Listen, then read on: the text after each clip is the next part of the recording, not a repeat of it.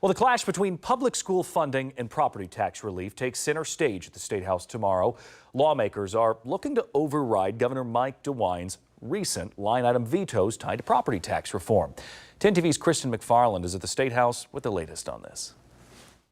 Governor DeWine's $60 billion budget plan came with several key vetoes, and now some of those vetoes have lawmakers trying to overturn them. Tonight, we break down the debate set to unfold and what's at stake for schools and your tax dollars.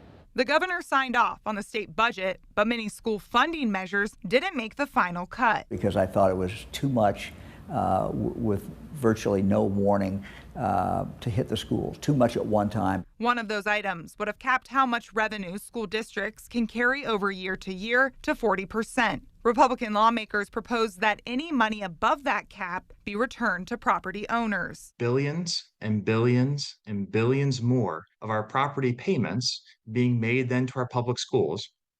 And if they're sitting on a good amount of that tax dollars that are not being spent, are just essentially gaining interest for the school, if we're in a crisis and our tax rates are too high, shouldn't we be essentially removing part of the tax to our property owners through some of the cash that's sitting there? DeWine has voiced support for this notion, but says it's a challenge finding the right balance. We have to be able to make sure that we have the tax base there for fire, EMS, for our schools. But he says long-term homeowners should not be priced out by taxes. Let's say a 70-year-old couple, they've lived in their house, for 30, 40 years, they pay their mortgage off, but now they live in an area where the value is going up dramatically and their taxes are going up. And they get to the point they can't even live in the house anymore.